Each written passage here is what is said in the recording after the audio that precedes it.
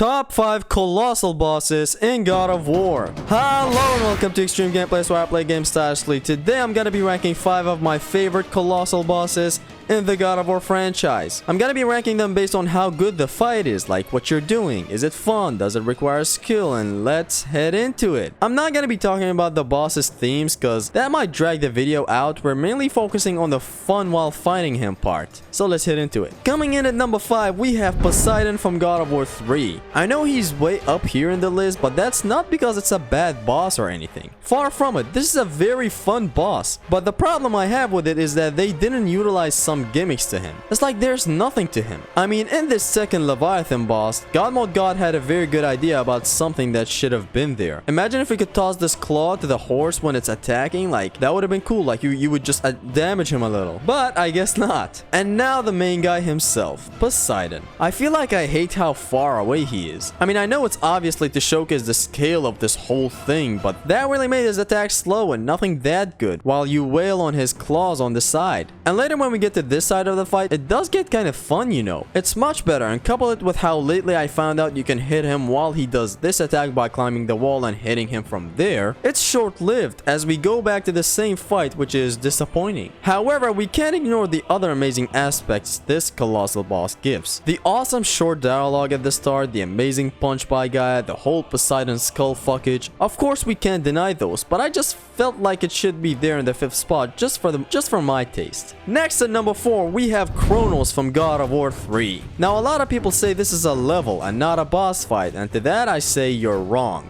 Ass haircut. Obviously he does attack and really takes you out of your comfort zone. So it starts with you fighting these goons here. Then you're on his arm fighting those guys while he attacks here and there. After some time he switches it on you and now you're in a wall combat. Climb and you're here fighting these enemies. After fighting them you're back on the wall combat. Then it's ceiling combat. Then it's running away from him and now you're here fighting these enemies and shit. A Cyclops spawns. See, it's a lot of fun and I absolutely consider him a boss fight. And with all that out of the way, the sheer scale this game shows with Kronos is unbeatable. Really captures you in the setting as well. Him talking and screaming in pain while you're this small bald dude hitting him from places he don't expect. I freaking love it. Takes the number 4 spot. Next at number 3 we have Hraezler from God of War 4. God of War 4 lacked these amazing big bosses, but when it finally did one, boy did they get it right. It's just so fun and the gimmicks that go along with the boss are non-stop fun for me. I really love this boss fight and how you beat it, and it's the most fun on Give Me God of War, trust me. The dragon does a lot of attacks that are really fun to dodge and to block and stuff. I was shocked as to how they absolutely nailed the Colossal boss in God of War 4.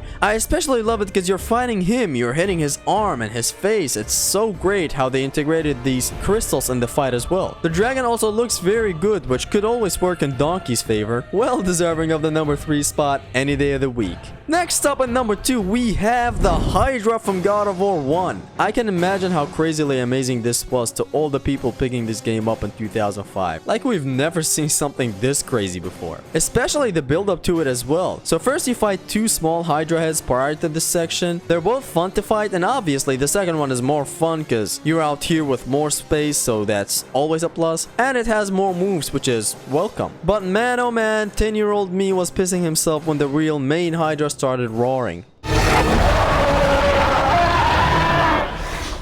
This is the main fight I'm talking about here. You have to take out these 2 down here. You have your magic, you have your blades. One is trying to drag you towards it and shit. A lot of stuff is going on. The rain, the atmosphere, the setting, everything is there. You take one out and you have to do some platforming to keep it down, which is amazing. Love that inclusion. And you do the same to the other Hydra head as well. You climb up and here's the main Hydra. Now I started loving this boss a lot more lately in my latest God of War run. It's super fun to have it in a loop, constantly using magic on it mixed with some attacks to have the Hydra and this hit stun type of animation. It's just so satisfying to hit this Hydra. Oh my god. The Hydra does some fast attacks that also damage you the fuck up, and you do have to be careful with her. All in all, such an amazing Colossal boss this Hydra is, even for a normal bosses list, not just a Colossal ones. But you know which Colossal boss is my favorite, right? At number 1 we have the Colossus of Rhodes from God of War 2. Welcome to the number 1 spot, Mr. Colossal Colossus. If you've been watching my channel, you all knew it. You all saw this coming, and I mean, who else could it be? You start the game and he's instantly there waiting for you. You feel like you're in the boss fight section the moment you start the game. You go out and I still love this jump scare that happens here.